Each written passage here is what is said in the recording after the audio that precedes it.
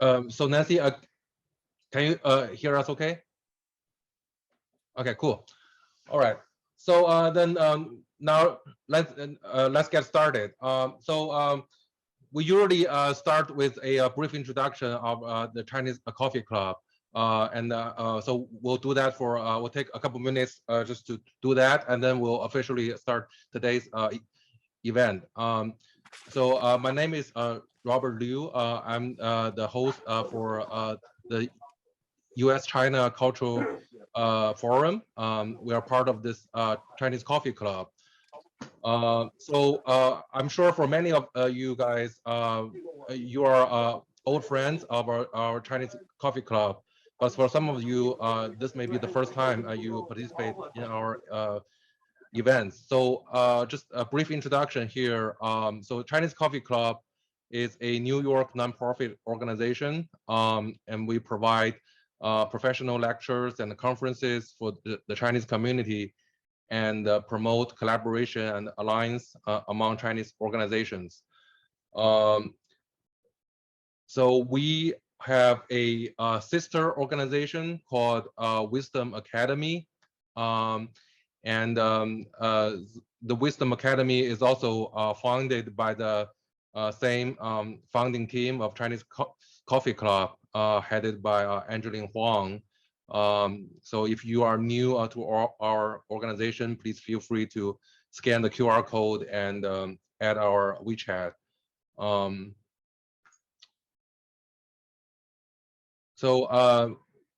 Again, this is the U.S.-China Cultural Exchange, or U.S.-China Cultural Seminar.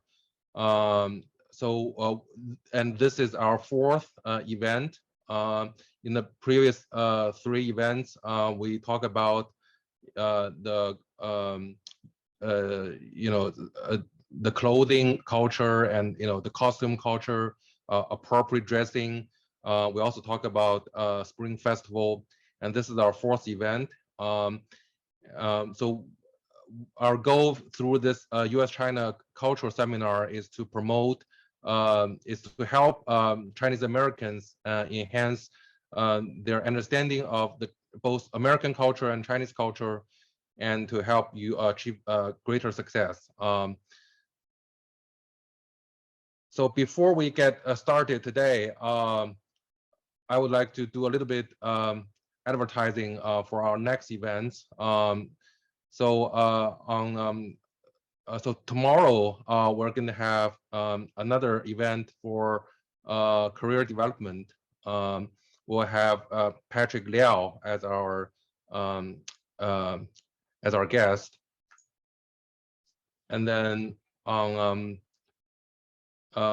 April the 3rd, we're going to have another seminar on data science. Then on April the 4th, we'll have our old friend Tang Li to talk about U.S. stock market. Okay, so that's the opening. Now let's come back to our theme for tonight. So our theme for tonight is the American journey of Chinese immigrants. We are very fortunate and lucky to have our guest for tonight, Nancy Yao, with us. Nancy Yao is the current president of Museum of Chinese in America, located near Chinatown in Manhattan. She is the former executive director of the Yale China Association. She was also a former director of policy research at Goldman Sachs, and also a vice president in the investment banking division at Goldman Sachs. Nancy has over 20 years of leadership and research experience on Chinese Americans. She has an MBA from Yale School of Management, and also she went to Occidental College in California. Welcome, Nancy. Thank you. Thank you, Robert. I'm looking at the chat. 中文不好吗？ Okay. 对，我的中文说得不好。Maybe they're talking about you, Robert. But All right. So yeah, I have to apologize that today we're probably going to do a mix of Chinese and English. So this is with respect to the choice of Chinese and English, I would say it's really whichever language you feel most comfortable. Because Nancy is our guest for tonight, so maybe we'll just defer to her for tonight. But I would say for our participants, you should feel free to speak whatever language you feel most comfortable. Nancy, when Angeline and I were first year student at Yale School of Management, we had our class called Careers, and I think we had you as our guest speaker. We watched a video recording of your talking about your career from Goldman Sachs and at the Yale China Club. So maybe you can get started by just introducing yourself a little bit more to our audience and talk about how you transitioned from a career at Goldman Sachs in investment banking to Yale China Association, and now to the Museum of Chinese in America. Sure. I'm entertained by the chat. I speak Chinese, but I was born here. I always joke that I was born in a small Chinese city called Flushing.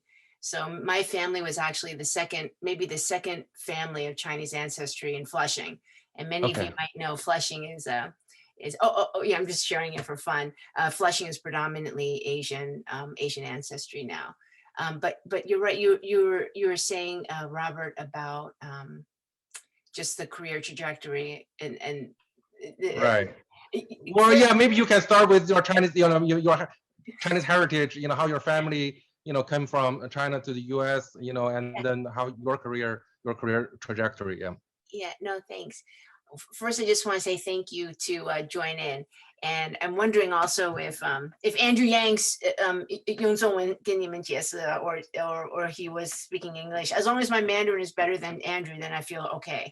And I think my math is also better than Andrew's, but I'm not sure. But 真的很高兴跟你们一块今天晚上就是好好的 very honestly also like what our background is and where we've come from. Just to give you context, I'm now the president of the Museum of Chinese in America, and my passion is to know each and every one of you and what your identity is, not what you are collectively, but who Melissa is, who Brenda is, who Xiaozong is, who Jiadong is.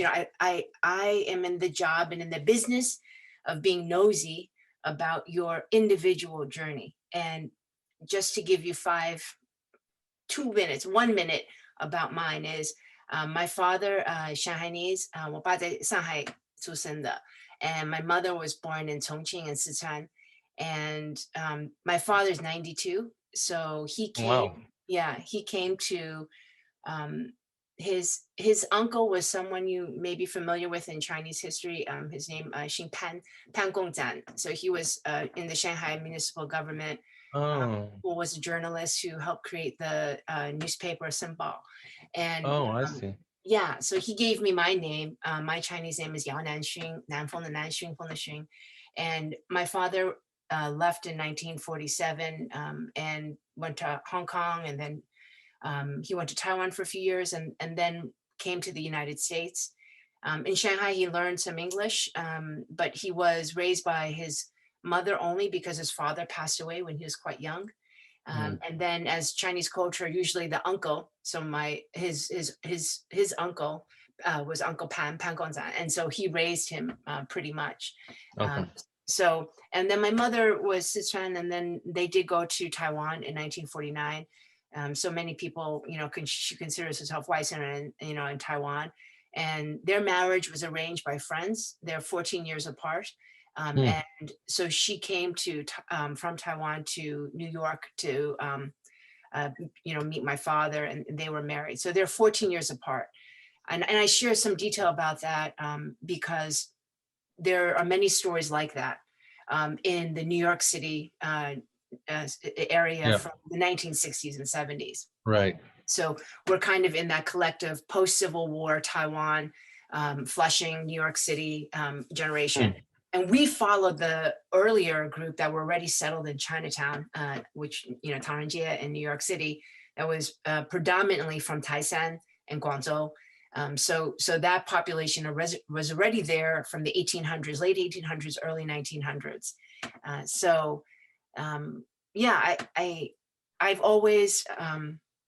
I've always connected with my Chineseness. So every summer, my father particularly worked at Feimei Hangou Gongsi, Pan American. I don't know if anyone knows that. Maybe some of the older people. So Pan Am was the first airline to fly across to go to Asia. And he took that job so we could fly back to Asia for free. Yeah. So, always 免费, in the beginning, 我们先暑假的时候就是去香港、台湾, because at that time, 国内还没有开放. So we always went there. And then once China opened, we went to China every summer. So my father is the only person in his family of 5 brothers and sisters to leave China. Everybody else stayed in Shanghai, Kunming, Hangzhou. And my mother, she's one of 10 children. 9 of them went to Taiwan. 1 ended up staying. He was having a good time in Shanghai, and he didn't go with the family. And then they didn't see each other for 25 years.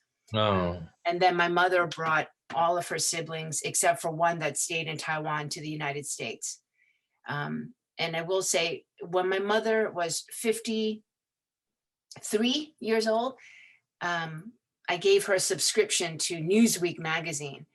And I said to my mom, I encouraged her, I said, maybe Ma, this year, maybe this is the 1 day longer you've been in America than you've lived in, China or Taiwan. Oh. Yeah. And I said, maybe you should encourage you to learn English better. Because my mother loves Chinese language so much. She was a Chinese literature major. So she still reads, traditional literature text every day until 4 a.m. Wow. So she's, always wants to teach us. Every week she still gives us a lesson. Either 成语 or 唐诗 or something. So 我们就是, very interesting. And yeah, they're, I think sometimes, just to share, and then I can answer another question. Yeah, Pan Am is amazing. It's important. Chatting is important. Yeah, come to the museum. It's in New York. And I want to tell you about the museum. It's so important. Yeah, that's the next question. Yeah. So, yeah. Yeah. Right. So, So, okay, then why don't we? Well, okay. So I have your, a profile from Goldman Sachs of your career transition. Do you want to talk for like a couple of minutes of that career transition? Yeah, sure. My goal one day was to help 中美关系. I was always interested in U.S.-China relations, and I was at the Council on Foreign Relations, which is a think tank. And then after SOM at Yale School of Management, I did go to Goldman Sachs. Yeah. And I'll be honest, a lot of that interest was because I had a lot of debt. I, as an immigrant here, my parents did many, many things. Pan Am my dad was an accountant, so for Pan Am. But I had so much debt just going to the United States and education here. So I wanted to do something that could help me create some freedom to do what I want to do, which was something more in the arts and cultural space. That being said, I did finance for about almost, I guess, 13 years. and Goldman Sachs, and then CIFRA. If anyone has a CFA, CIFRA is the financial risk part of the forensic accounting. That is usually part of the corporate finance section of the CFA. So I launched the Asia coverage there. So looking predominantly at Chinese banks. So at Goldman, I was in Hong Kong and I covered Chinese banks. So was on the Bank of China team. It's only, Yinhang, and then also was in Hong Kong and went to Beijing every week. So that was the time when Chinese Banking Regulatory Commission started, CBRC. Yep. So a lot of the work I did was in financial institutions, and it's amazing, like really such an honor I feel for me to be able to see China's financial sector develop from that seat at Goldman in Hong Kong, but predominantly in Beijing and Shanghai and every bank, every major bank that eventually went public. None of the banks were public when I was working there, but they then eventually in the 10-year period, all those banks did go public. And I launched the banks coverage for CFRA. So it's, really interesting. I mean, I think my interest has always been the modern contemporary development of China's economy and U.S.-China relations. So that's kind of what I'm doing at MOCA now. Some people say, why are you at a museum? It doesn't make any sense. And this little museum in Chinatown, you had a Goldman, gold card. Why don't you use it to go do hedge fund or private equity or VC or something? Right. And I want to be honest, I think this is one of the most important things that I can do is to create this museum because because we've been around for 40 years. I've been here for 6 years, but we are about to, and this is top secret to how many, 202 people, top secret, give you a secret, that we're going to create a new museum of Chinese in America. Oh, wow. Yeah, and I have some images for you if you're interested in, we can talk about that in a little bit. But most importantly, I need all of your help to make it the best museum. So this will be the National Museum of Chinese in America. So 6 years ago when I joined, Maya Lin, maybe many of you may know, I forget her aunt's name. And what is Maya Lin's aunt's name? Lin Huiying. Lin Huiying. Lin Huiying, the famous architect. Her niece is Maya Lin, and some of you might know Maya Lin designed the Vietnam War Memorial. She won the competition when she was a sophomore at Yale, and she just completed the Smith Library, which was all over the Wall Street Journal and New York Times last week. So Maya Lin is designing the new MOCA, and also the most famous museum designer in the world. They also designed some museums in China and Taiwan. Ralph Applebaum Associates, RAA, they're designing the museum for us. So, Robert, if you're interested, I can show some pictures for people. Yes, please. Yes. Oh, okay. Let me share. So should maybe I will stop share and you can share. Yeah. Okay. Let me show you some images, but it's top secret. Yeah. We got insider view, right? Yeah. Everyone, it's already kind of late. So, and it's Thursday. So how do you say happy hour in Chinese? 快乐钟. Yeah. Wow. I don't know. 聚会, yeah. Well, okay. I don't know why you guys call it coffee. You should talk it like, I don't know, margarita hour or something. If you do it so late. Okay, so top secret. Let me just tell you, it's so fun. So 6 years ago, I love my job at Yale China. I don't know if some of you might know, maybe some of the Tsinghua Xiaoyou or Xiangya or Yali Zhongxue. Yali Xiehui, yeah. Yeah, so Yale China is a Yali Xiehui. Yali Xiehui is 120 years old. And it was the original organization to improve grassroots U.S.-China relationship. So many people know Xiangya, 就是雅里, Xiang 就是湖南, right? 湖南, yeah. So Xiangya 医学院 was started by Yale China. And now that was a hospital. So Yale China helped introduce Western medicine to China.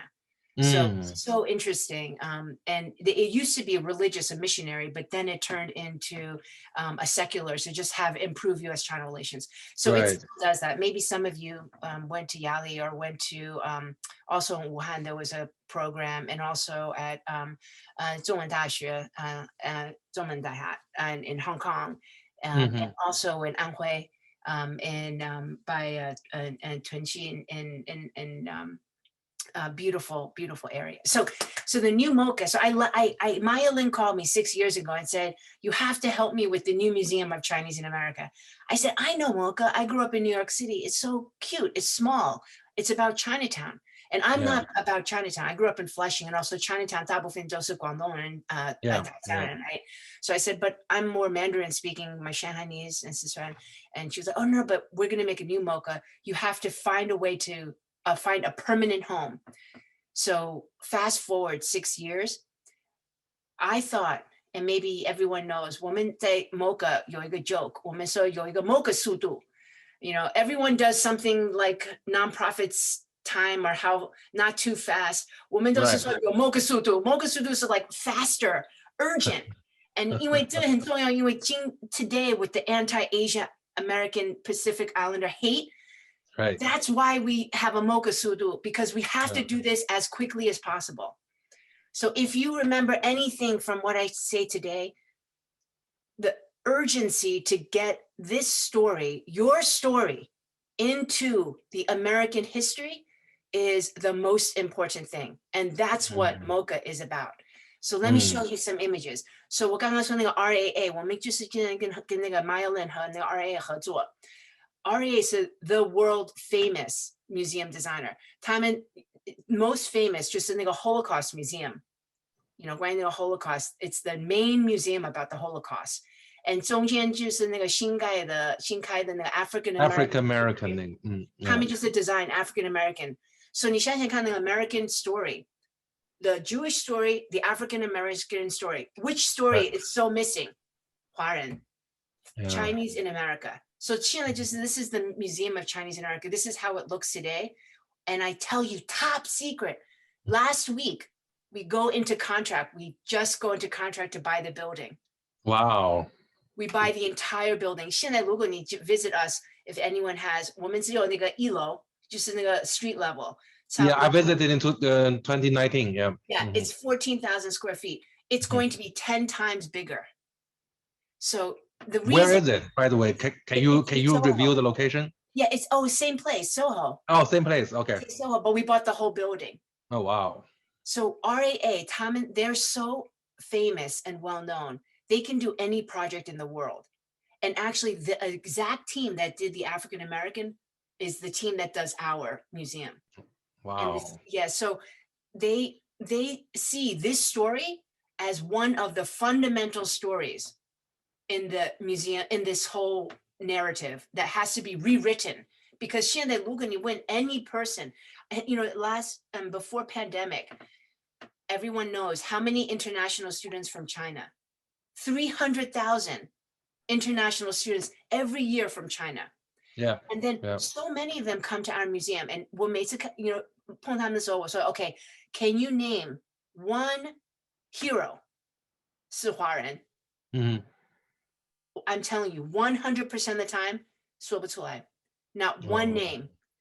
And I ask any young person, nobody knows anybody. Sometimes they say Jeremy Lin, maybe, you know, but that's only because he's most recently famous. So they're designing our museum. And everyone knows Ambassador Locke. Ambassador Locke is a fundamental advisor for this. And maybe you're wondering, you know, 全美国有几个博物馆，就是关于这个 history. There are 30. Oh, wow. But we're the biggest. And the 30, so small. We're 10 times bigger than San Francisco. So the biggest problem is there's no hub. There's no anchor. 没有一个 foundation. So no foundation for the history, no voice, right? So that's very important. So the new MOCA is going to be beautiful. So Maya Lin is designing it. Indoor space, a lot of technology, genealogy 研究中心. So 比方说, you know, Robert, say you stay here and you don't go back to you stay here, you raise your children raise your grandchildren. Right, and then they have no idea about their Chinese ancestry. Right. 他们也不知道刘是哪个刘, right? They only know LIU. And you know, 刘在美国, you know how many different ways it's spelled? 10 different ways, right? And 像人字旁的武, right? NG. Cantonese, right? NG. 那个人字旁的武的 surname 10 different ways in English it's spelled. So many different ways of spelling in the last 150 years. No connection. 今天我们都会说中文，没有问题。你们的小孩子，他们的小孩子可能有一天不会了解。So 没有一个研究中心。So this is the very important part of what we're trying to do. And then also performance space. So we can use the traditional performance, but also have new performance, integrate. Maybe 我们现在比较传统，比较喜欢看Beijing operas, whatever, right. something more traditional. But 我们的小孩子有一个，他们会有一个 Chineseness, right? But it's not going to be 传统的 Chineseness. 会变嘛? And we have to give them the freedom to 变. So this is the entire museum. It's an experience. It starts on the top, comes down, and then goes into this 研究中心。我们就是叫 genealogy center. So I won't go into the detail, but we're in the stages of planning it right now. Wow. But Level 3. But this is just the first phase. That's why, Robert, you reach out to me is 我觉得是缘分 because 我就是需要跟这个 group, get 你们的意见。But not today. I'll arrange another meeting. But this is a rendering, so it's not the actual museum. We're planning it, but to give people idea. 就在那个 rendering, each floor will be very expansive, but in the middle, 我们就是叫这个 memory core. So all the different artifacts that came from your journey. 华人来美国的时候，最早的时候，他们比较穷 right? 他们心里只有几个宝贝的东西，就是 very precious things were in there, right? Maybe some gold or, some documents or some photograph. But all those things, 我们的 collection 在 MOCA 85,000 items. 这个你看的这个 memory core, 这个都是真的我们的 items, 现在已经有了。But 我们还有 roadshow 去全国，就是 United States, 我们去 collect more to make this museum even better. And then you can take a look. And 就是用 technology, 就是 how do you go, 关系，华人的关系就是最重要 right? There's so much network. And then from the early history until today, early history 都是大部分就是来自 for the gold rush, 还有 build the transcontinental railroad. But then all these times of discrimination. 很多人知道 Chinese Exclusion Act 1882, no Chinese can come in. This legislation did not expire until really 1965. 这个 quotas from 1943 到 1965, 每年只有105个人可以进来 from Hong Kong or Taiwan or Chinese anything. But it doesn't matter. 不是进来的人是有这个问题. It's whoever's already in the country. 他们的 discrimination is fierce. They dealt with so much racism and discrimination. 你想想看，为什么 like 华人最早来的时候 and you know them in Chinatown, 他们比较very uncomfortable, anonymous. It's because for their whole life, 他们住在美国, everyone said no Chinese, no Chinese. So 如果你住在这个 society 里面, they say, okay, you're already here, but we don't want any more of you. 你想想看，他们生活是多可怜 right? 对。This is and nobody knows this history. 我们的 American textbooks 不教这个 history, right? Chinese exclusion, nobody knows. What else? They don't know Chinese people helped build the foundation of the country, the Transcontinental Railroad. 如果没有这个 Transcontinental Railroad, 美国今天不会这么发达, It would be impossible. And they don't even know so many thousands of Chinese died in building the railroad. It's so many. And 他们, can I tell you, compared to the Irish, many, many stories. 因为那个华人他们炒菜, when they made the food or they drink the water, they always boil it. Right. 他们喝开水不是喝冷水. So the Irish, 他们都喝冷水. Many of them died from water contamination. And then everyone think, wow, 这个华人 doesn't seem so strong. But I don't know, they survived the big Irish guys. And it's this kind of story. We collect all these stories. And then so much of this will be also the sense of identity. 我刚刚说，我们不是一个一个 identity, right? Right. 这个 discrimination 今天就是很 it's so painful because 他们就是要我们华人都是 foreign, right? Right. 我们我已经是 ABC, 可是我们有5代、6代、7代的华人在美国，他们还是 face the same discrimination. 很多人还是会说，哦，你从哪里来的？哦，你的英文说的这么好。It's like it's crazy, right? But the sense of belonging, but 这个 ownership, you can have your full identity in America. And then how did Chinese people make a life in America? Even the discrimination so terrible, they can make a life here because they're smart, because they're hardworking. So we want to use this as an example also for other people to have a stronger sense of identity, that people can learn from the Chinese experience. It's not to be threatened. You can learn, right? Why did my parents work 16 hours a day? 我们为什么这么快会从最穷的我们 last 80 years 你想想看 Chinese people went from distinct poverty to billionaire. How? It's because you can learn something from this life. And then also just to give the opportunity to really create an experience. And then 最要紧就是 this group in particular, 我们就是说这个 transnational. 你的家在哪？家也在美国，家可能在 Marin County， 家可能在纽约，maybe in LA， 可能上海，可能香港有一个公寓 ，I don't know. But you're back and forth, Seattle, wherever it is. 你的小孩子可能现在在 Choate Rosemary Hall， 还是在那个 boarding school， 还是在那个 international school. I don't know. But 这个 back and forth 很重要 because that makes us who we are. And then again, just after the whole experience, end in this 研究中心, because then you could think about your own space in this. This is very, very powerful. And 我们就是很积极的做, like this is, if this museum already existed, I promise you, the racism today would not be this bad. Because nobody, the problem we have right now, and I'm being very honest, I'm sorry, I'm so crazy about this whole thing. I don't know which Chinese 成语, but 有一个 analogy, 他们说 okay, 有一个a body of water, right? And then the bodies keep going down the water, the people keep drowning. And then 我们在这个 bottom just collect the bodies. Oh, why is this person trying to save the body? But nobody goes to the top of the lake, the river. Why is the body going down the lake? Because no bridge. The bridge is broken. MOCA is trying to fix the bridge. We got to fix the bridge. Of course, 今天我们也是 have to fight anti-Asian hate.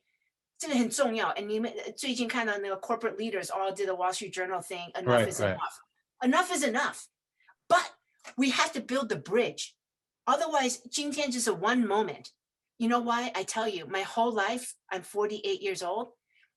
I have more acts of racism toward me growing up as a Chinese American woman than I can tell you. Every day there's some kind of microaggression or racism.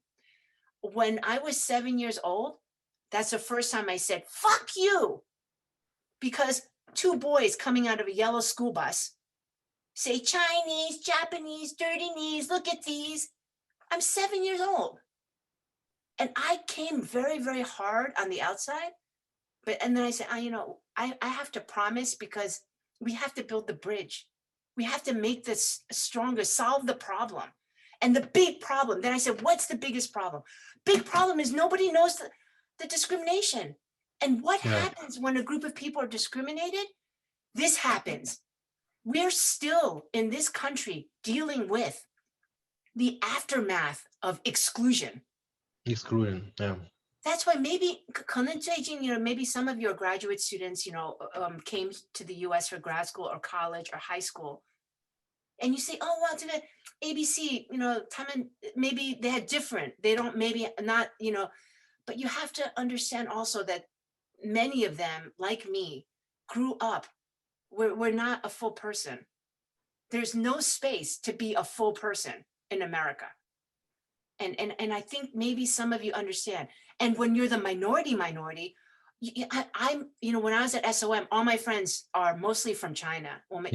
So some of you might know, Zhang Lei was my classmate, all these guys do a good job, X-Peng, Brian Gu, all these guys. And when I worked at Goldman, Martin Lau, Tencent, and all these guys were my coworkers.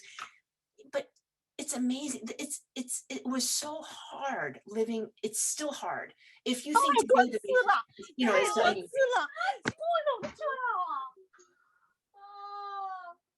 Are you Sorry. okay? No, that's okay. It's life. Yeah. Anyway, I'm sorry I'm so crazy, but I hope you understand what I'm saying. No, it's such a wonderful speech. Thank you so much for sharing that. I'm sure, I certainly, enjoyed it tremendously. I'm sure, most of people, tonight, if not everybody, greatly enjoyed it. Thank you so much. So I guess, I saw this question on the chat room, and I want to ask that question too. So when will this, amazing museum be completed? Yeah, it's I will say this thing also is the other thing that's difficult for Chinese Americans is philanthropy, right? Yeah. So and this is part of the research that we're doing too. Remember the Sichuan earthquake? Yeah, right? yeah. A lot of fundraising around the Sichuan earthquake. I was living in Hong Kong in Hong Kong then, and then some people, they didn't use the money well, right? So people don't trust the Gongo and NGO, whatever, not Right. So right. bad reputation, right? But Right. also in the U.S., some people say, okay, how come Jewish people are so powerful? How come some of the white Anglo-Saxons so powerful? A lot of it has to do with philanthropy. I tell you this honestly, because Judeo-Christian, Jewish and Christians, they have the habit of 10%, right? So their 10% often goes to not-for-profit. Doesn't just go to the temple or to the church. They consider not-for-profit very powerful. So sometimes you look at the boards. We need more Chinese Americans on boards, not-for-profit and for-profit boards. But the power of not-for-profits in the U.S. is real, is very, very real, right? And then you talk to Andrew Yang, I don't know what he said, but some people say, how come no Asian American elected official? I'll tell you why.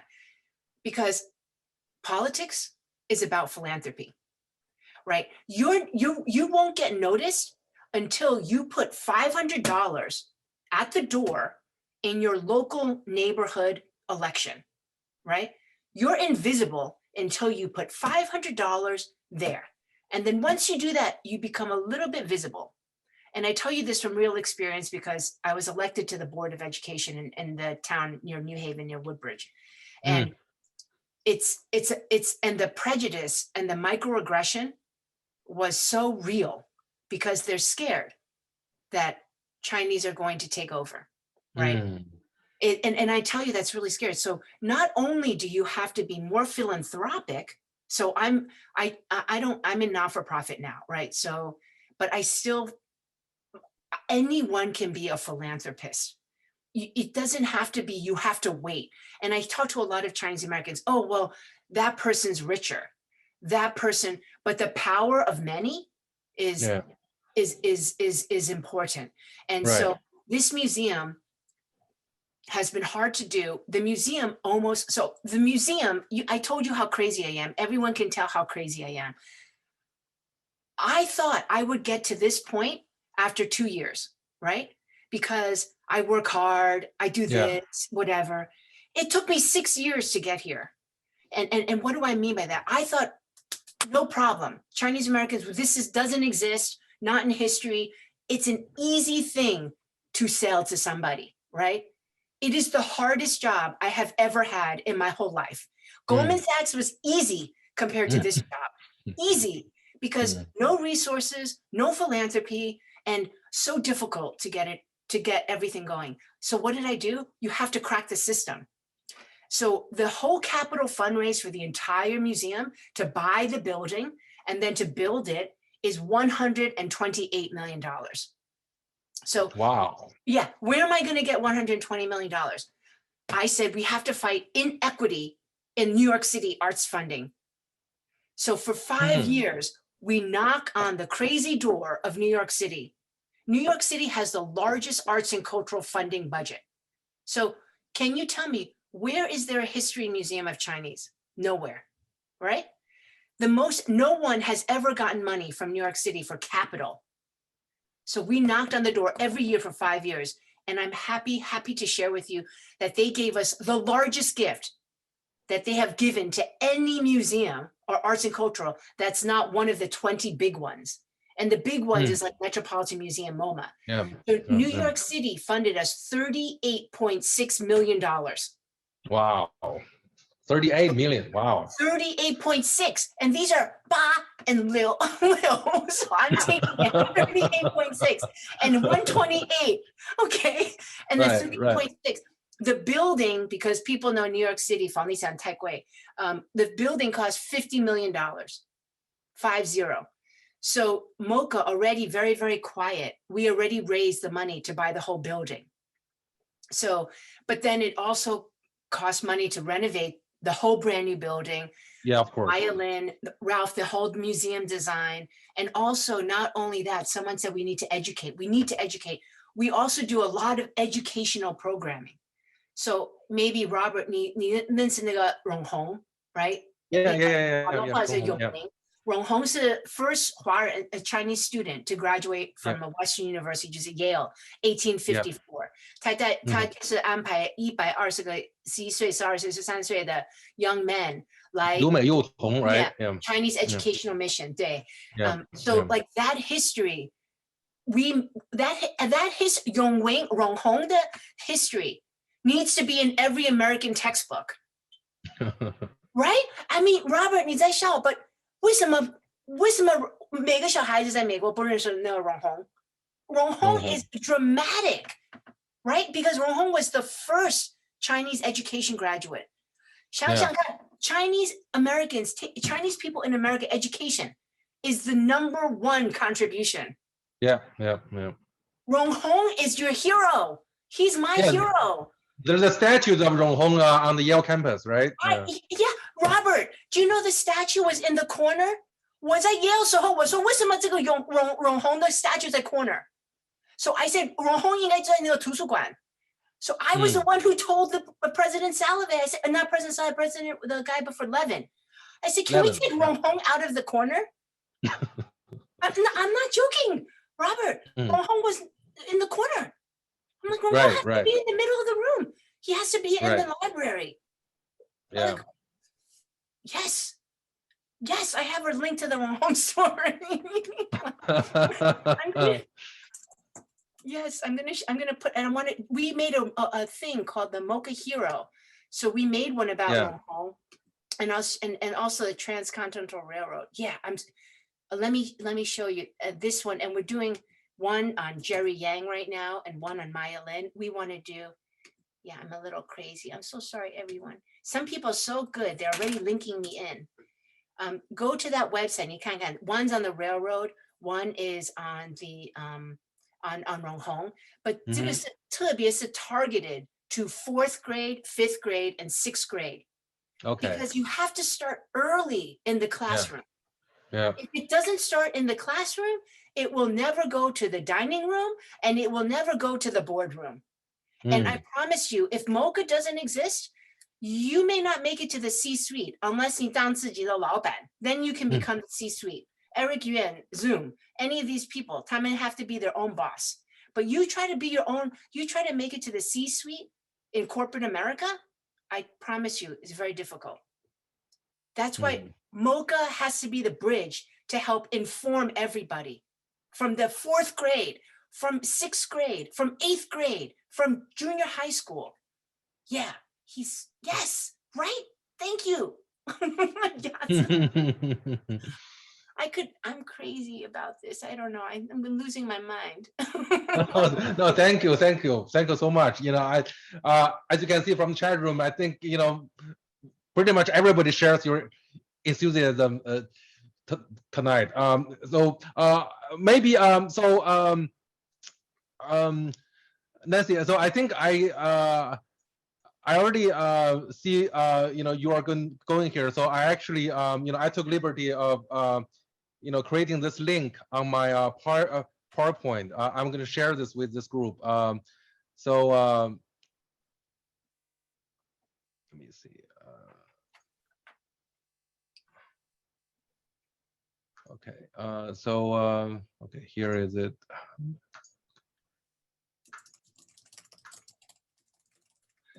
Okay, so if I may, so everybody on tonight's call, please, use your, iPhone to scan this QR code. This, so this will lead you to the donation page Oh of my MOCA. gosh, thank you. You didn't have to, thank you. Yeah, so, please, everybody, please scan this. This will take you to the donation page of MOCA. I'm sure, everybody agrees that, we all need to chime in, right? This is for our collective benefit, for the benefit of our children, and we all need to help. And if you have children in schools, and if any of them, like the PTA or something, want someone to speak about any of this, please, please offer me up, offer MOCA. We, many people ask us about our operating budget, and it's, I want to be honest with you. When I said this is the hardest job I ever had, this is the hardest. Our annual budget is only $2.8 million before, and we almost closed. I didn't get paid for 6 months because we couldn't get enough people to support the museum, because everyone is running so fast in their own space. But we keep saying we have to build the bridge, because this will help you in your own space. I promise you. And then what happened was, it's a good news. So during this some of you may have heard there was a fire in our collection. 1 year ago.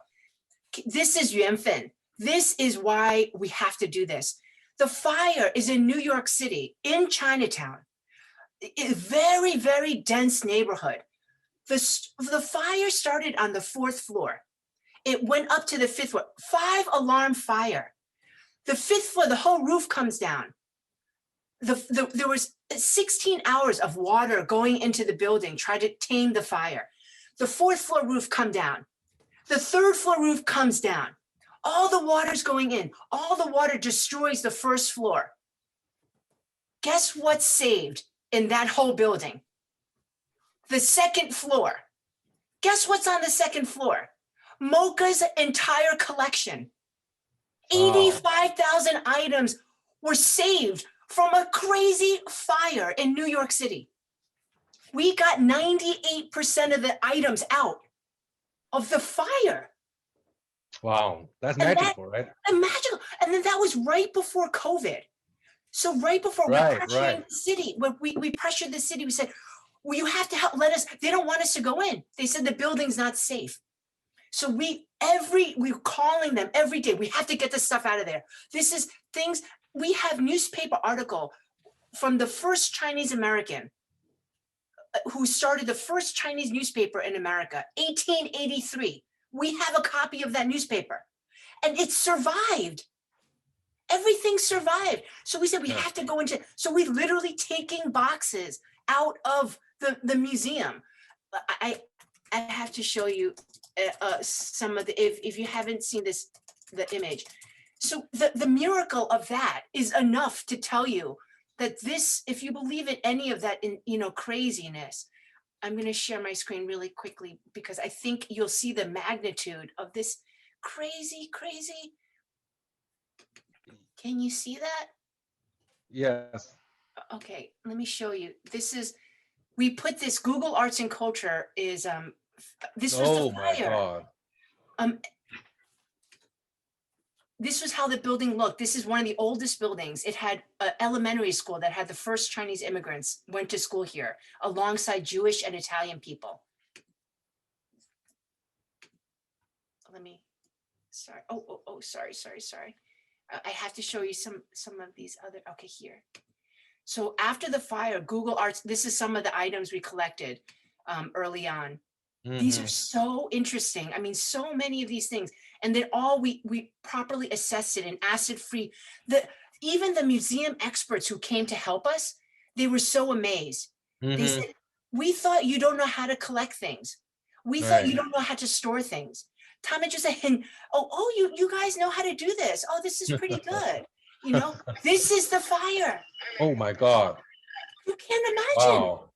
And our things are on the second floor. The vicious flames tore through 70 millimeter. This is a 5-alarm fire. And for 8, but everything was brought out of the museum. You can't imagine. And then I remember that. Yeah. I visited the museum at the end of 2019, and then like a couple months later, I saw this news broke out saying there's a fire. Exactly. I felt that's pretty sad. And then we were able look at this is my team member taking stuff out of the thing. We only have 13 people. That's me. We're taking literally like by hand, taking things out of this. That's our co-chair. Yeah. This guy, he's all-American tennis player, Harvard graduate. Wow. This is what we had to do to save all these things. Mm-hmm. Ang Lee, Lian, right? The movie. Many of his early work the documentary is all here. Wow. And this is the Baobei. This is the things that came when the first immigrants came. Some of the cheap in our collection is over $2 million. Wow. And now an update on a story. Can you imagine? This is Yue Ma. She's the head of our collection. Mm-hmm.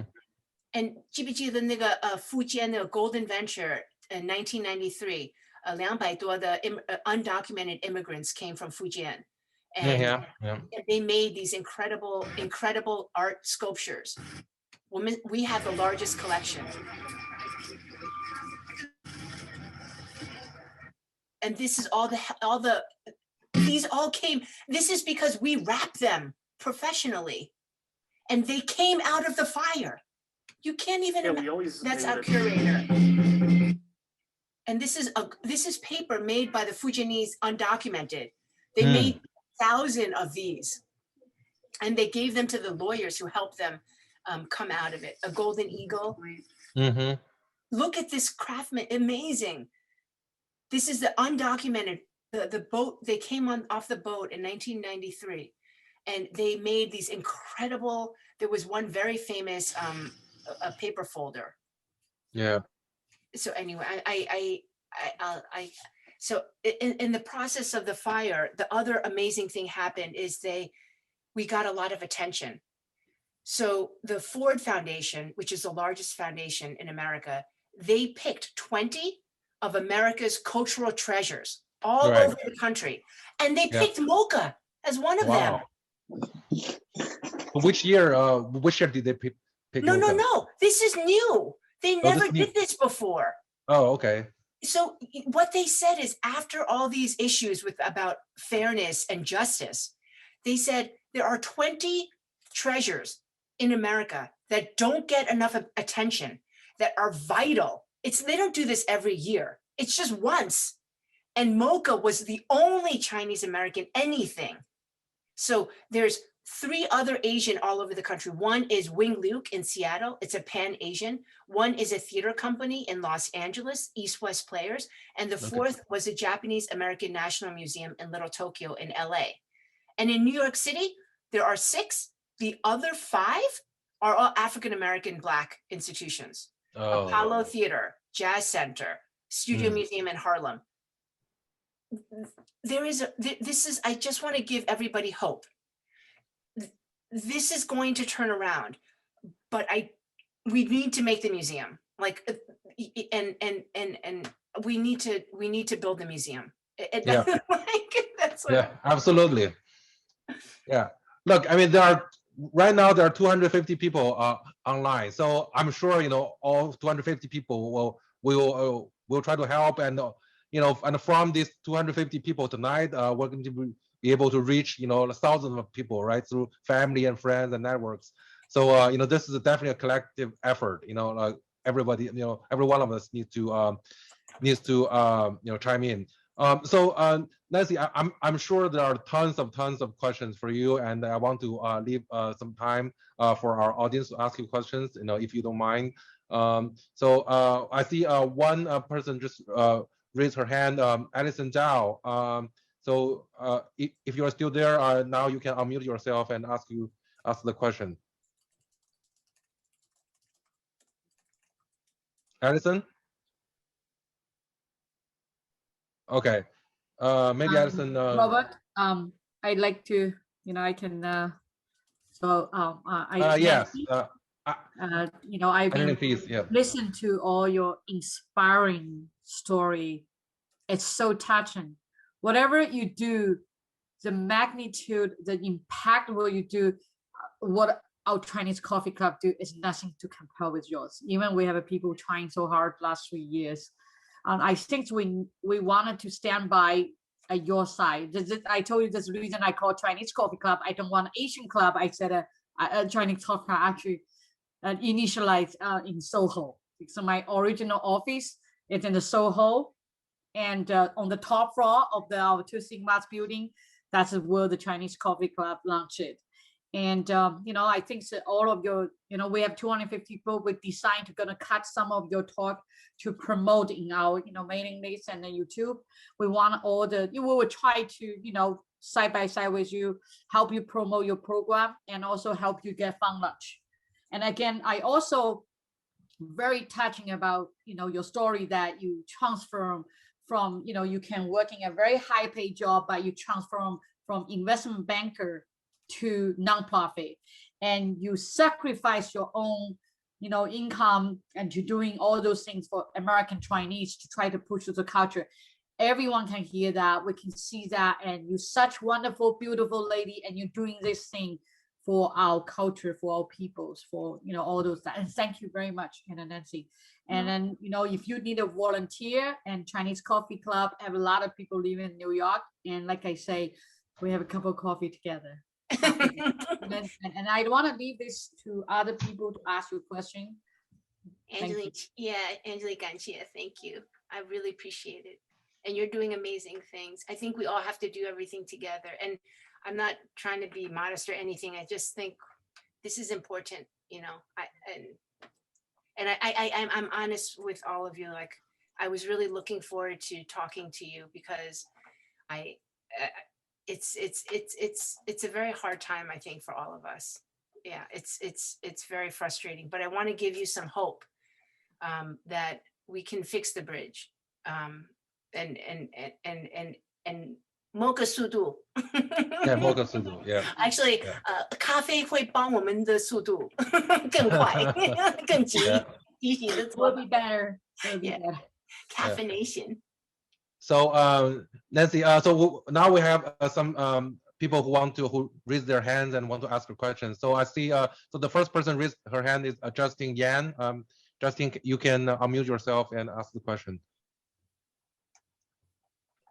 Oh, hi, Ms. Yao, thank you for the amazing lecture. I'm a part of the PTA in the Hunter College High School. My daughter is in that school.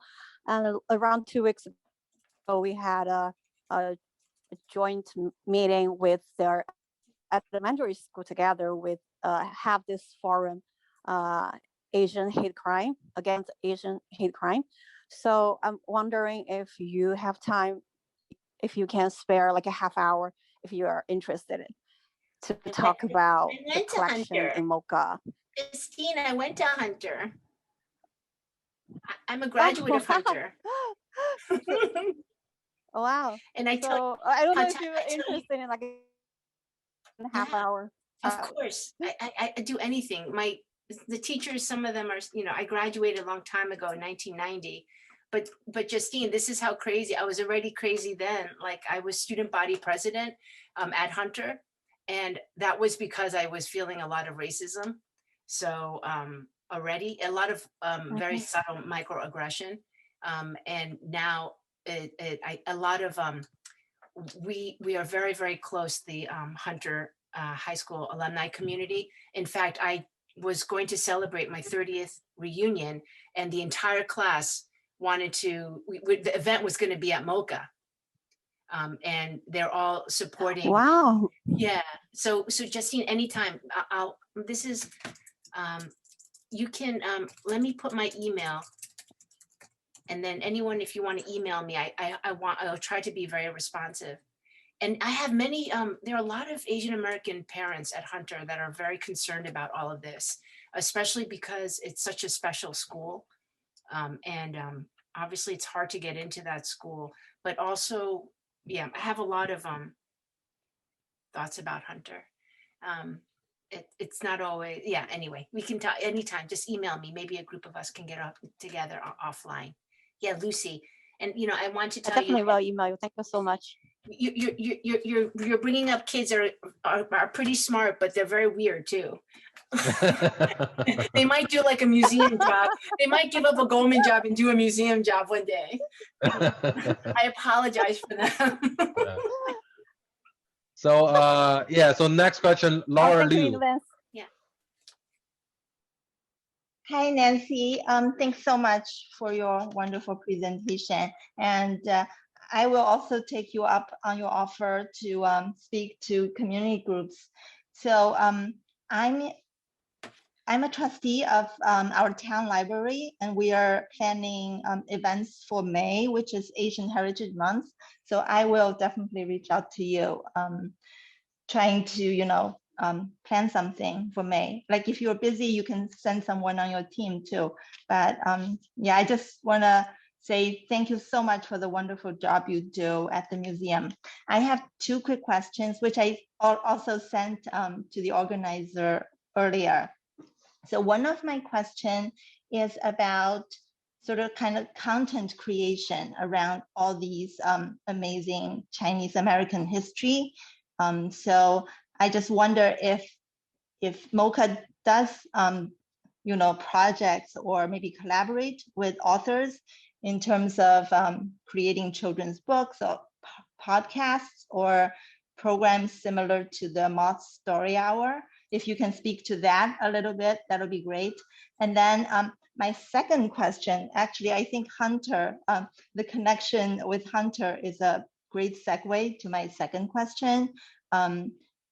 I'd love to hear your take on all these sort of, you know, controversy around the city's specialized high school program. I'd love to hear sort of your take on it, and what role does sort of Chinese traditional culture plays in these sort of kind of the movements. Yeah. I know it's a long question, but thank you.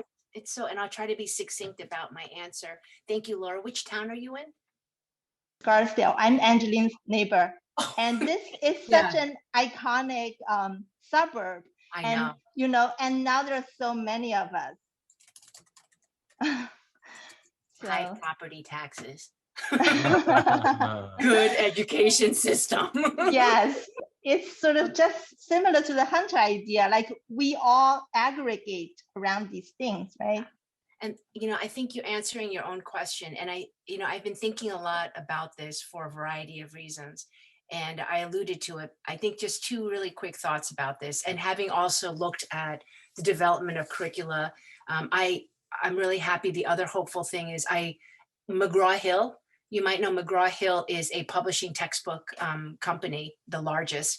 They just formed an equity advisory board. So 6 people, and I just joined that board. So their publications, this board is going to help influence 25 million children's eyes. So, and I will say I'm the only Asian American on that board. But again, we have to build this bridge. So we are definitely working in consortium with McGraw-Hill, all of these other fundamental places. And also we always feature writers and authors. And the shop, before we closed during the pandemic, always is so popular because we basically have almost every Chinese American contemporary writer. We sell their books. And it doesn't matter if it becomes an inventory issue for us, and costs a lot of money to hold the books. But we want to be the Strand. Many of you know the Strand bookstore is very famous for collect. We want to be the Strand of Chinese American, Asian American writers, and a lot of them also we look for things that are about traditional Chinese philosophy and literature that's been translated. We have a lot of like Greg Tang does a lot about Singaporean math and Chinese math that he teaches, but it's in English. It's very interesting. But the big question about I recommend to watch the College Scandal, that new Netflix documentary about the Ivy League scandal. That was actually somewhat enlightening for me. You're right, Laura, and everybody else. We all know we aggregate, right? We do it for a couple of reasons. Some of them are obvious because we like the comforts of being familiar with neighbors and people who might want to damajang. I don't know. I do. Every week. But at the same time, we also subtly, the US indirectly tells us to aggregate. It's one of these subtle microaggressions that we deal with because of exclusion, because of the aftermath of exclusion. Many people think Chinatowns, oh, they're so dirty. Oh, they're for tourists. And Chinatowns were created as safe zones because when the Exclusion Act happened, even if you were a citizenship, they took away your citizenship. So you had to carry an ID card to prove that you had legal status to be in the country, but you didn't have citizenship. So what does that mean? No mortgage, no loan, no life, right? In Chinatown, New York City in about 1920, 4,000 Chinese men, about 30 Chinese women. So no life, right? 他们就是formed it, and 现在 is well known as, they were called bachelor societies. So if you came early on in the 60s and 70s, you walk around Chinatown. I don't speak Cantonese. Actually, I speak a little bit. And I like all these men hanging outside, Toyen, just like hanging out, right? These were all the bachelors. And they never married. No one to marry them. Not only no Chinese women, but nobody wants to marry them because who wants to marry someone that the law says is not wanted? So they had no life. So they formed these societies together. So what did they do? They lived in these small tenement apartments, 6, 7, 8 of them in this whole area. So they're taught to aggregate, right? We're taught subtly to aggregate, but that's also a problem. So the Ivy scandal, that documentary says that there are 3,000 institutions all over the world, right? All over the country. You can get a good education, but at the same time, we all want to go to Hunter. We all want to live in Scarsdale, right? We all, because it's more of a less risk. But sometimes, and I'll tell this to the Hunter parents in particular, if I had stayed at John Bowne High School, would I have gotten into a university that was more suited for me? Yes, I would have. I would have been probably the valedictorian of my local high school. But what happened is I was taken from Flushing to the Upper East Side. My parents, I grew up in an immigrant household. I never used a fork before I went to Hunter. I used chopsticks every night. We had like 2个菜一碗, 一个汤, it's like I had a very traditional Chinese upbringing. I'm suddenly placed into Upper East Side Manhattan. And it's very, so there's a lot of things that are happening for people who are growing up biculturally. And not to say that we don't want to strive for the best, but at the same time, we're not going to win this race because there's going to be discrimination at this level. So there is a question of how do we're competing with each other, unfortunately. And we have to break down the system to get rid of the discrimination. But before we do that, we're going to still, because people pit us together. And I go back, I applied to Harvard at Hunter. And I just realized, I still remember Ken Shen was our interviewer. Ken Shen interviewed all the Asian American women. That was his job at Harvard. You're telling me Harvard doesn't discriminate? He was assigned to interview all the Asian American women. Why is that?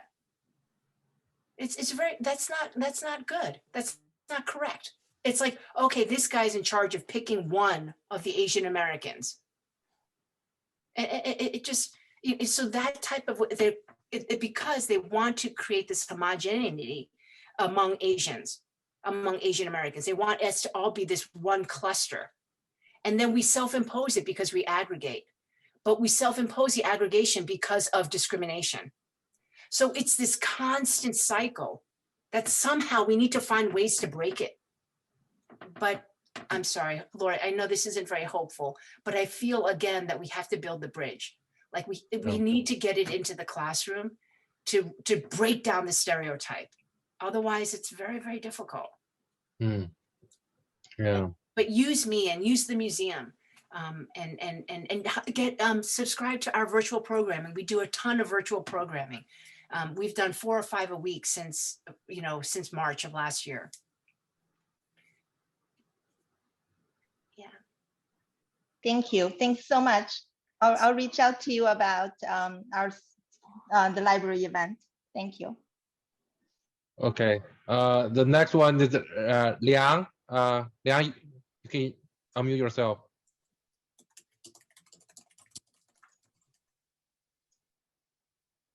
Liang, are you still there? Okay, maybe I'll come back to you later. Then. Oh, hi. So did you mean Leah? Yeah. Oh, okay. So I heard you said Liang, but that's okay. Thank you so much. And Nancy, thank you so much. I really love your passionate presentation. So something that really sort of,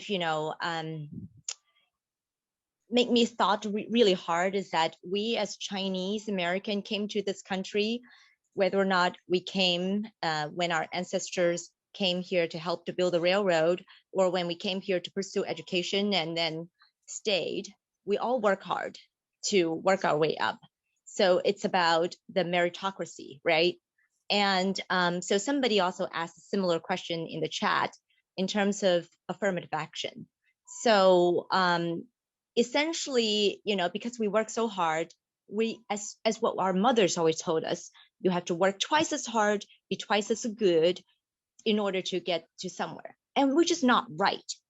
Why can't we have a society that would, reward people based on their efforts?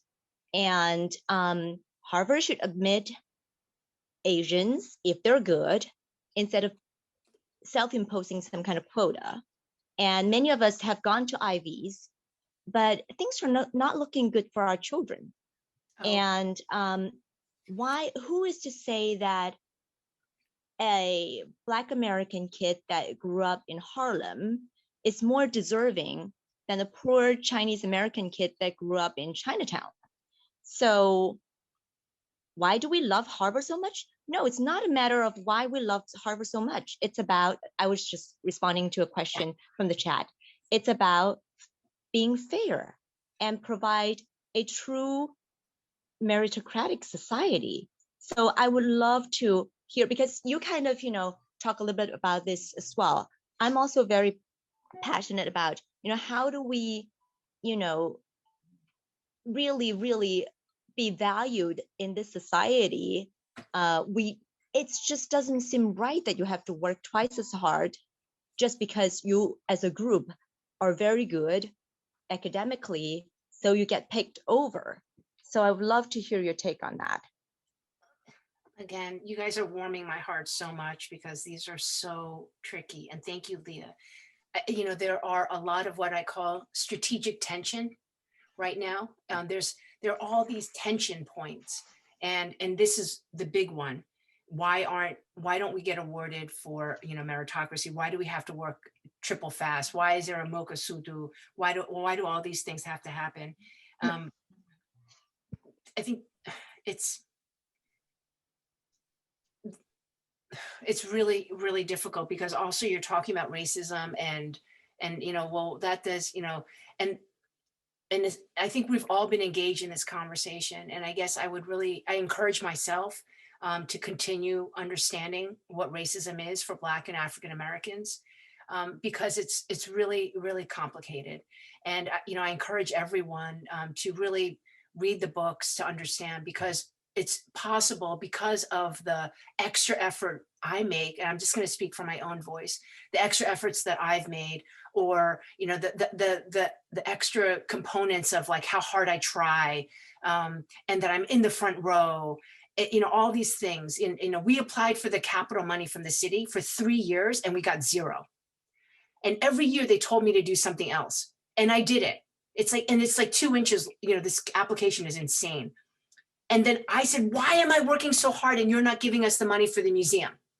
And they said, we don't believe that you can do it. So I felt this thing. I was working harder and harder. And then I realized it's not a meritocracy. And at the same time, I realized that, and I do realize this, for Black people in this country, there have been 400 years of oppression. There is a systemic bias, and we all see it. I think we all feel it. There is an undeniable systemic bias against Black people in this country. That's because they were slaves. In this same vein, there has been 200 years of oppression of Chinese Americans in this country. Yeah. And oppression is real. And sometimes we don't think about oppression toward Chinese Americans because we're successful now. We are in the upper wealth income. We've been able to, turn the generation. But there have been 200 years of oppression. And sometimes we don't like to say there's 200 years of oppression because 我们比较丢脸, right? So we don't want it to look like we can do this. This is exactly the fundamental thing that I've been thinking about. And I'm listening to a lot of there's a very famous podcast about Chinese philosophy.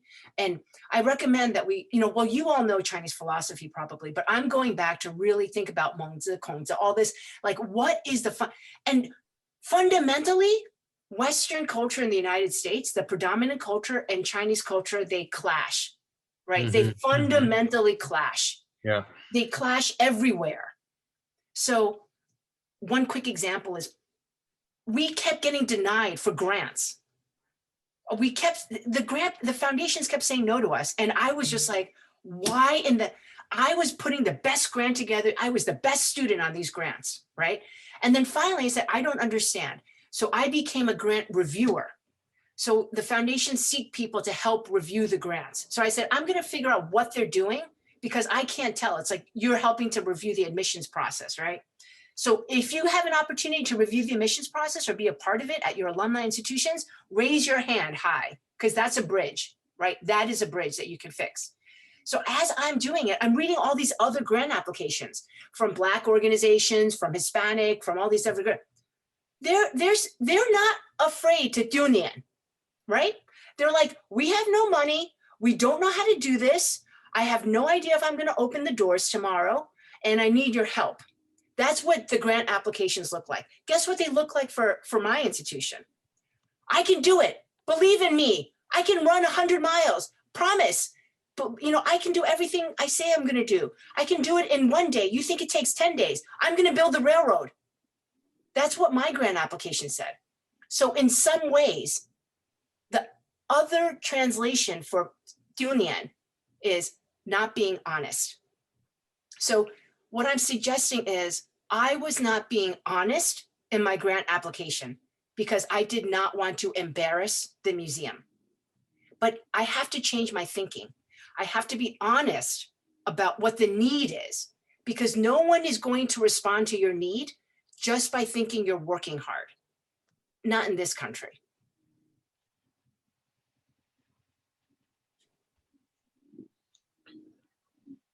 So that's kind of the racism part. Thank you, Nancy. Yeah, Leah, you know what I mean? It's like we have to get into places to make a difference, like get onto the admissions review board. Right. But also read books. I mean, I know you read books. I don't mean but this is a great book. If anyone cast, it's by Isabel Wilkerson. Thank you. That's a really good book to talk about the hierarchy of class. And there are other good books like that, but and then think about racism in this country. Think about racism toward I think, yes, I totally agree with you. We should all get onto the admissions interview for our colleges and help more Asians to get in. We should donate more. We should have more influence on the school boards, and we should do all of that. And as you said, we need to do more philanthropic work, just to make sure that we have that influence. Yeah. And philanthropy is not just to the school, right? Because educational philanthropy is very, very prevalent. But that's like a tit for tat, right? And that's important, and you feel that important, and I know a lot about it, but you need to go to not-for-profits are building civil society that are making a difference in civil society. and not just Asian ones, not just Asian American ones. Like put your face in other places around other tables. My greatest fear right now is that we're talking to each other, Asian Americans and Chinese Americans, in a vacuum, right? And that's very, very possible, that we're in a vacuum. So Yes, we should make more friends with Black and white and anybody who's open and willing to listen to our stories. Yeah, and meet people where they are, because there's going to be a lot of misunderstanding and miscommunication. I know that for sure. And also the other thing, because we're dealing with this, is don't fight within the community. I don't know, you know, China went through a civil war because we like fighting with each other. Sometimes we lose sight of the enemy and we like to fight with each other. And that happens over, and I speak from the museum's historical lens too. Over and over again, Chinese communities have fought with each other. And I think, unfortunately, that goes back to the, you know, ancient times, but in America, we really need to stay together. Yeah. Yeah. Okay, so the next person raising his hand is Jeff. Jeff, you can unmute yourself. Oh, I can Mandarin. Hey, Jeff, I know Jeff. Oh, hi, Nancy. Great to see you here. And I'm actually so glad that you didn't keep your answers succinct. And it's one of those Zoom calls that I'm sure a lot of people are zoomed out. And but this is one Zoom call that it gives me a shot in the arm better than the jabs that my family's getting these days. So thank you very much for doing this. It was about 3 days after the fire when I visited in the area. I went to the Xiaolongbao place in Chinatown, and it was just devastating. And I had no idea that second floor was saved. It absolutely is a sign that we all must do something. This is unbelievable. You know, I'm not, you know, anyway. So, but my question, actually, you touched on a lot. One question is, you know, I actually, you know, maybe this is gonna sound harsh, but I feel many of us were, me included, were quite muted during the, let's call it the Black Lives Movement, that period, you know, and, you know, I actually honestly don't know how to voice don't know what to say. And so I'm glad you're on the board, you know, as like the one at McGraw Hill about, I'm sure that it's a board of not just Asian Americans or Chinese Americans, but it's building that bridge. And I think, you know, so just my question is, you know, how do we, and I guess it is a complicated question, how do we not race to the bottom, you know, to say, oh yeah, I was oppressed more, so I should get the front seat now. I mean, this is just a losing battle, right? And it's not the right approach, but it seems very, I remember one of the New Yorker articles, there was a police brutality case in Brooklyn, maybe a couple of years ago, involved a Chinese American officer killing a Black man, and it was the first time, you know, and that officer was being tried. I'm not sure how the case went, but it was the first time when we coalesced. It was, the article basically said it was how sad it was, you know, when one of the first times Chinese American communities got together, it was against, you know, it was in a case like this, you know, no fault to them, but it's just, you know, we're in this sort of, you know, I'd like to be hopeful, but this is one question, you know, any experience, any advice that you could give, that would be really helpful. My other question is very short, you know, it may sound harsh again, you know, there's actually a generational difference between, let's call it, you know, I have this mental thing, you know, Chinese who've immigrated here 5-10 years, within the last 5-10 years versus Chinese who've immigrated a long time ago. You know, the absorption of the kind of microaggressions or the discriminations, oppressions are very different, and they view our meritocracy is very different. And how do we build that bridge? And finally, I just, you know, I'd love to hear your answer, but there was one book reminded me, it was Michael Sandel's Tyranny of the Merit. I would highly recommend that as well. So thank you very much, and everyone, for your questions and sharing. But Nancy, I look forward to seeing you again. Yeah, no, Jeff, thank you so much. It's you know, MOCA, the MOCA team, the only 13 of us, they want to respond very quickly after Atlanta. And I really said, please don't react. Let's think about this for a moment. And I think I struggle with this so much, which is part of my pain right now. Like, I'm happy that we're all stop AAPI. There's so much energy around it, but I don't want it to be a moment. And also the irony is there needed to be this tragedy, right? For people to recognize the Museum of Chinese America, the fire. There needed to be this tragedy in Atlanta for us to come together. And there need to be grandmothers and grandfathers getting hurt. We need to create a system change. I think that's, and there are some people who need to do the bodies, and then some people who need to build the bridge. But bandwagoning is also very, very tricky. But also around this whole language around Black Lives Matter, did some of you see in Flushing, there was a huge, like, I want the police. So it clashed with the whole BLM effort. And then it created more anti-Asian American hate on top of everything else. But when we're looking at that, it's like fundamental misunderstanding about the situation and education around what is fundamentally happening. And I am sure that if anyone has a teenager on this call, you know, Laura and other people and anyone else has a teenager, if they have a vocabulary that is different from our vocabulary. And each word is loaded. On top of that, they're teenagers. And you are not going to win that conversation with them. So what is a possible solution? You go to the museum together. So there were those two football players. One was Black and one was Jewish. And they were having a conflict. And the Jewish guy said, why don't we go to the African American Museum with you? And then let's go together to the Holocaust Museum. Let other things carry the conversation for you, because then you can react to different texts together and different experience together, because you will not win the conversation on Black Lives Matter because of the generational difference and because of the cultural difference. You know, you just go down this whole glossary. I'm on these phone calls every day with Generation Z and Gen X and even millennials. And as I'm processing this conversation, I'm thinking, my friends at SOM, my friends in Hong Kong and China, they cannot have this conversation. This is not a conversation that like is easily digestible. So we're furthering creating this kind of tension and further separating and dividing us, right? Dividing our own families on this. Because they're like, why? Why don't I want the police? But they're attacking me. I want police. Why do I not want the police?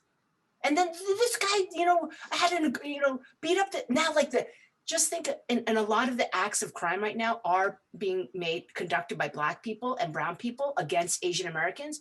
So I'm always nervous when they show the photograph, because that's going to escalate the tension, right? Not solving our problem here. And the most important thing, Jeff, you said is to give you real numbers. From 1882 to 1943, about 100,000 Chinese people in the country. And it grew a little bit based on marriage, but not very much. There was basically stagnation. 1943, every year legally, only 105 Chinese could come in. That was not until 1965 that the quota was lifted, and then the quota got moved to 20,000 from any given country. And that was predominantly Hong Kong and Taiwan came in from Chinese speaking areas, but also many who went to Burma, to Southeast Asia, went to Canada, went to Brazil, went to Panama, went to Cuba. Then they all started converging. The reason they went to those places is they couldn't get into the US. So the Chinese diasporic movement was because of exclusion in the US. So that was 20,000 in a year. So 65, 60, 80, and then the quota was even further lifted. And in 1980, after 79, after China reopened, then the influx of, you know, Chinese mainland immigration to the United States. There are more Chinese people who have come in the last 15 years than total in the United States prior to that period. So that's why the Museum of Chinese America right now, I keep reminding the team, is disproportionately focused on the earlier part of the immigration story. It's a longer period of time, but it's fewer people. So the last 40 years has to be proportionally represented in the new museum. And that's what we're working on. So Robert, when you went, you probably thought, wait, I don't see myself. I don't understand. This is all about the history, like a long Early time history, ago. yeah. Yeah. But we're doing the last 40 years because that's like Jeff teaching Mandarin, you know, like the schools that are coming up, the Hanban, the Scarsdale groups, all these, you know, the Tsinghua Xiaoyou, and then like the running marathons and all these groups of people. And that's and the last part I'll just say is, if you were educated, this is a sociological testament. If you did your predominant schooling, your formative years in China, through high school and college, your sense of self is very different than me, than someone who grew up in a marginalized minority country. And I'm sure you've experienced that with some of your Asian American, like, why are they so worried about who they are?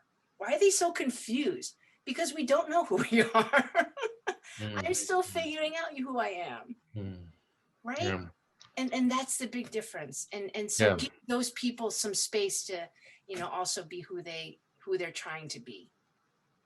No, Nancy, thank you very much. Just for what it's worth, that last story that you said, or the last example that you gave, I have a friend who married an African man. And when he came to the US recently, he had the same experience. He said, what is this all about? He's very certain, he's very sure of himself. He's never had the discrimination, right? Racism in can't remember, Sierra Leone, right? And he came to New Jersey, he's like, this is ridiculous. I mean, every day there's small things here and there. Yeah. And I think that's well, anyway, thank you very much. Look forward to seeing you. It beats down on you, right? The microaggression. Microaggression is real. So many of us have a sixth sense about the microaggression. That's real. And every day when microaggression happens, it chips away at who you are. And that's the danger of racism. So, and then maybe there's a bridge to be built between the generations of Chinese Americans who are here now. So thank you. Thank you. So Nancy, so you know, I want to be mindful of time. You know, it's already past 10:30. So I think I will just ask you know, the last question for tonight. You know, I will just use that privilege as by being the host. So I mean, or you already talked about you know, in a few ways that we can help, but maybe as a summary, can you just tell us again, you know, in what ways can we, you know, the 250 people on this call tonight, and you know, our friends, our family, how can we help MOCA, help you, you know, help the movement that you are building at MOCA, you know, to raise the awareness, you know, of racism against Chinese in America, and to help, you know, even raise our awareness among ourselves, right? I mean, how can we help? Yeah, thank you, Robert, and thank you to you and Angeline for having me. Someone said, "Oh, Nancy, just you know," this comes up all the time. They're like, some of you have heard of Bairen Hui, right? C100, right? Yeah. So every time I'm at the MOCA, there, most people say, "Have you asked Bairen Hui?" You know, Bairen Hui can help fund your museum. And, you know, that's the same assumption we always make. And also we say, oh, Bairen Hui 有钱, you know, I'm just a small, but I would be happier. You know, there are 25 million Asian Americans in the US. It's probably in the next census will be even greater. Of that, Chinese ancestry is the greatest number. It's about 6 million in this country. I would be much happier if, you know, 6 million people gave $20 than 5 people gave, you know, $20 million. You know, and I think that's because the content of the museum, like just the same thing, the admissions revenue at MOCA is only 2% of the revenue. Because it's more important for us to have you and your children come to the museum, and to have Black and African-American people come to the museum, and to have anyone come to the museum, no barrier to entry, no price point. And also, how many, you should ask yourself, how much do you typically want to pay when you go to a museum? The answer is always 0. Right. Right? Yeah. So nobody wants to pay to go to a museum, but that creates a real difficulty around it. So I would encourage 3 things. One is, we're going to reopen July 15th, and we're doing it safely. We're going to do an exhibit about anti-AAPI. So in the last 16 months, we've collected stories. In the beginning, we wanted to collect the positive stories about the network, the Guanxi. So a lot of people were saying, oh, 清华校友在, 还在北京, help the Hong Kong people, and then get the PPE to Boston, Massachusetts, right? Tencent was working with this place, Yale China was working with all these places. And it was beautiful because they bring all this connection together to help solve a problem. So we took down all those stories. And then they became, I am not a virus. And then there was a racism. So we collected about almost 600 stories and artifacts about this period of time. So we decided to do a special exhibit about that. So when we reopen in July, come visit us. That's number 1. Okay. Number 2, sign up on the website, info@MOCA NYC, or you can go to the website. And explore the website a little. It's a new website. It's purposely meant to give you a lot of information, and it's bilingual. And we just built it, so we're adding more content. We had to shift to a new platform, but sign up for it because we have virtual programming all the time. So next week we have Richard Louis, the MSNBC anchor. Later in the month, David Lamb. If anyone's in finance, they know Lamb Research. David Lamb, the founder of Lamb Research, he's going to do a talk with us. We had the first state senator elected, Mei Yi, a couple weeks ago. Maya Lin's going to do something. So it just gives you more of those stories. And then if you could help me very directly get, every Chinese person to give $20, then you would make me happy. But, like we want to get the museum done sooner than later. If there's anyone who wants to help in that way to maybe host a coffee somewhere else, with a specific group, with other people, we will, we welcome that. And I can talk until I'm blue in the face because we want to get this done. And I also have a dream that I want to get this done faster and better than the other museums.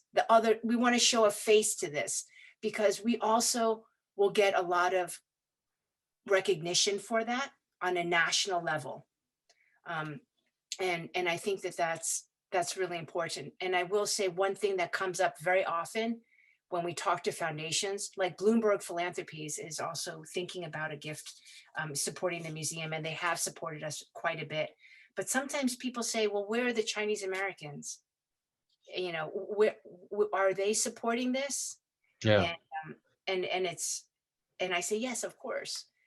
But also we have to meet people where they are, because the problem is Chinese American philanthropy is still finding itself. Yeah. So, but thank you so much. Yeah, so Nancy, I think I plan to meeting with you for sure. And Chinese Coffee Club have the same mission with go to working with the grassroots. And, like I just mentioned before this meeting that, my goal, passion here, I experienced same pain with you that no donation. That's why I have to launch the Visualize Academy to teach myself. Today I teach 8 hours. I haven't been stopped leaving my room.